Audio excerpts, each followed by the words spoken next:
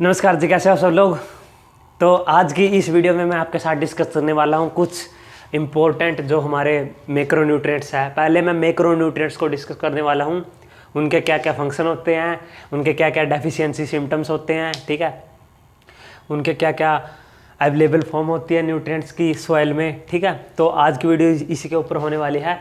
तो अगर आपने हमारी पिछली वीडियोज़ नहीं देखी हैं तो प्लीज़ उनको भी देख लीजिए गाइज, ठीक है।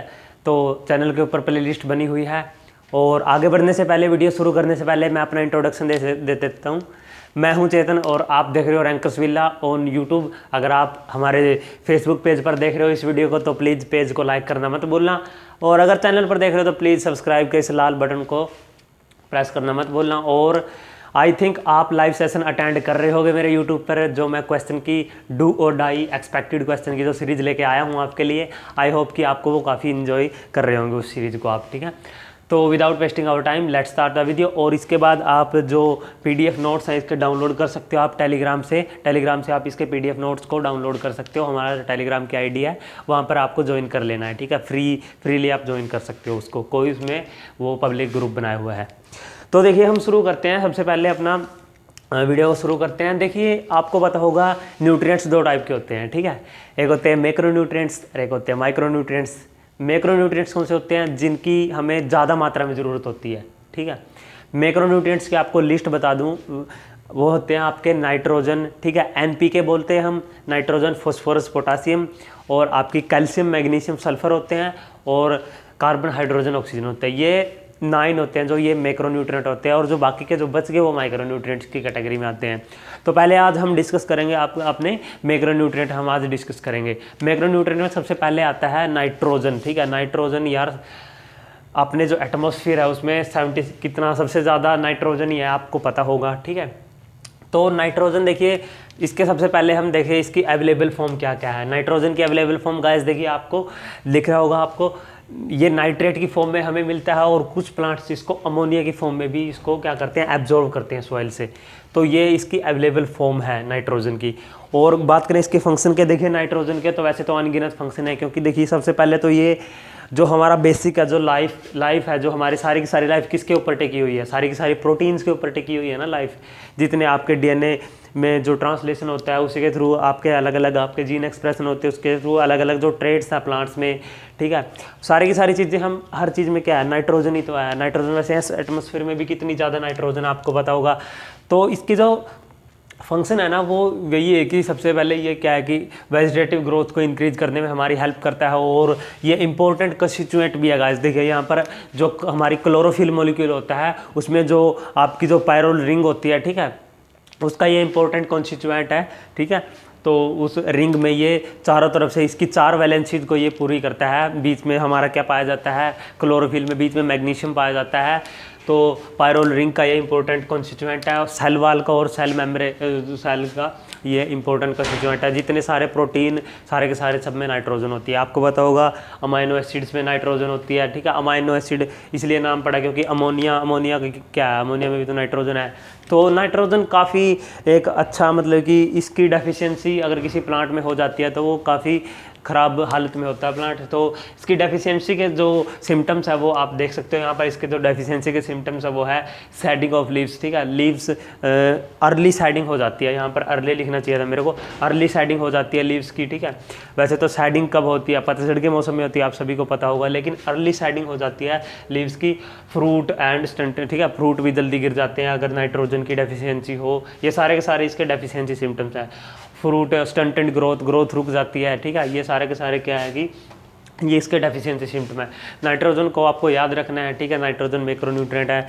नेक्स्ट चीज़ वो है फॉस्फोरस। फॉस्फोरस के देखिए सबसे पहले तो आपके फॉस्फोरस की जो अवेलेबल फॉर्म है वो आपको याद रखनी है। फॉस्फोरस की अवेलेबल फॉर्म है जो बच्चों को काफ़ी कम बच्चों को याद होती है, वो है हम फॉस्फेट की फॉर्म में याद करते हैं, लेकिन इसकी अवेलेबल फॉर्म है वो है H2PO4 और HPO4, ठीक है। ये इसके अवेलेबल फॉर्म है सॉइल में। और जो इसके जो फंक्शन है मेन, फॉस्फोरस भी नाइट्रोजन की तरह काफ़ी एक मतलब अच्छा कंस्टिट्यूएंट है। काफ़ी प्लांट के जो अलग अलग जो पार्ट्स है उसमें जो अलग अलग बायोमोलिकुल्स हैं उसमें देखिए सबसे पहले तो डीएनए आरएनए जितने भी हमारे न्यूक्लिक एसिड हैं इन सभी में क्या पाया जाता है, हमारा फॉस्फेट ग्रुप पाया जाता है। तो फॉस्फोरस इस लिहाजे से काफ़ी इंपॉर्टेंट है। तो इसमें देख सकते हो आप, यहाँ पर लिखा भी हुआ है मैंने, यहाँ पर देख सकते हो important constituent of nucleic acid. Amino acids में भी फॉस्फोरस पाया जाता है, ठीक है। न्यूक्लियोप्रोटीन्स, एटीपी एडीपी जो आप पढ़ते हो, एडिनोसिन ट्राइफॉस्फेट, ट्राइफॉस्फेट का मतलब उसमें 3 एटीपी में 3 फॉस्फेट मॉलिक्यूल्स होते हैं।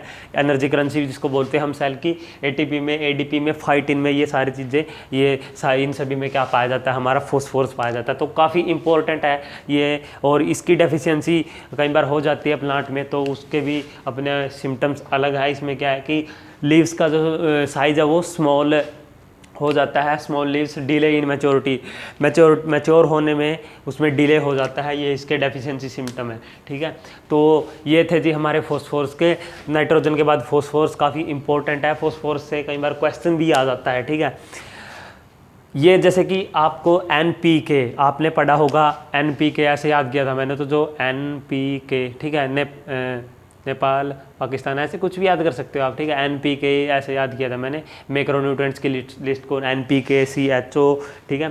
और आपके जो क्या कहते हैं, आपके CHO हो गया आपका कैल्शियम मैग्नीशियम सल्फर, ठीक है। तो भाई मार्कर को रख देता हूँ मैं।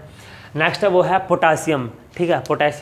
पोटेशियम की जो अवेलेबल फॉर्म है वो आपको याद रखनी है, ये एक एल्कली मेटल है, ठीक है।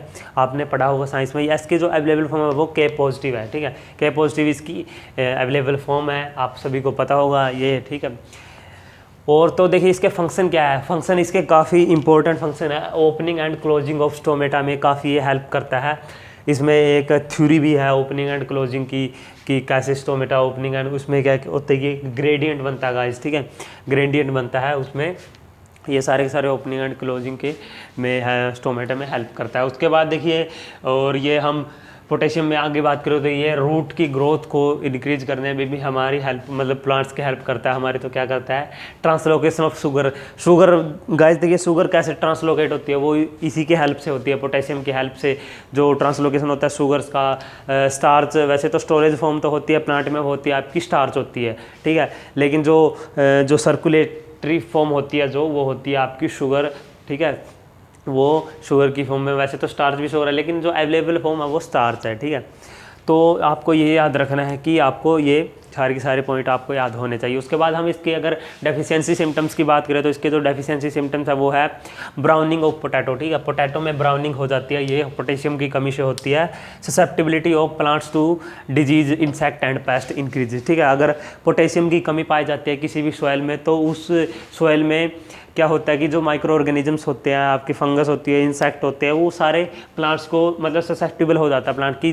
अगर प्लांट में इम्यूनिटी नहीं है तो वो क्या होता है कि इससे ससेप्टिबल हो जाता है, जल्दी से उसको शीड मतलब उसको क्या करते हैं, इन्फेक्ट करते हैं, ये सारी चीज़ें, डिजीज, इंसेक्ट, पेस्ट। उसके बाद नेक्स्ट है वो है कैल्शियम।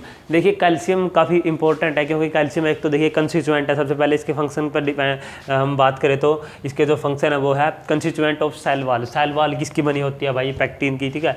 सेल्यूलोज, पेक्टोज, ये इसमें कैल्शियम एक इम्पोर्टेंट फंक्शन करता है, ठीक है, क्योंकि ये रिजिडिटी देता है, ठीक है। हमारे अंदर हड्डियों में भी तो कैल्शियम होता है, आपको पता होगा।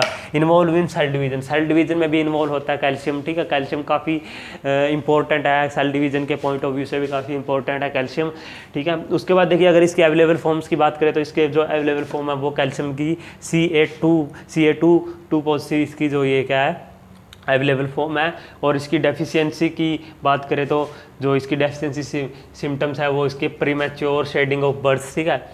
जो बर्ड्स होते हैं प्रीमैच्योर, उसकी पहले ही शेड हो जाती है बर्ड्स की, ठीक है। क्लोरोसिस का मतलब होता है गाइस लॉस ऑफ क्लोरोफिल, ठीक है। एक होता है नेक्रोसिस, उसका मतलब होता है डेथ ऑफ टिश्यू, और क्लोरोसिस का मतलब होता है लॉस ऑफ क्लोरोफिल। तो इसकी वजह से इसमें क्लोरोसिस हो जाती है, ठीक है। लीव्स में लीव क्या पड़ जाती है, वो पीली पीली होना शुरू हो जाती है, ठीक है। क्लोरोसिस, उनका क्लोरोफिल लॉस होना शुरू हो जाता है। नेक्स्ट चीज़ वो है मैग्नीशियम, ठीक है। मैग्नीशियम इसकी अवेलेबल फॉर्म मैंने आपको बताई दी। मैग्नीशियम की अवेलेबल फॉर्म है वो Mg2 पॉजिटिव है, ठीक है। इसका फंक्शन है मैग्नीशियम, देखिए मैंने पहले बताया था सेंट्रल मॉलिक्यूल है, जो पायरोल रिंग होती है उसमें क्या होता है कि सेंट्रल उसमें क्या होता है मैग्नीशियम बीच में पाया जाता है। क्लोरोफिल का अगर आप स्ट्रक्चर देखो नेट पे तो उसमें क्या होता है, ये चारों तरफ से नाइट्रोजन ने घेरा होता है और बीच में मैग्नीशियम होता है। और तो उसको वैलेंसी को वो पूरा करते हैं। हेक्साडेंटेशन होता है, ये काफ़ी हाई लेवल की बात बता दी मैंने, ठीक है। लिगेंड वगैरह ये सारी चीज़ें आप +1 +2 में, मतलब आप +1 +2 में तो आप तो बीएससी में जा रहे हो ना, तो आप वहाँ पे पढ़ोगे ये सारी चीज़ें।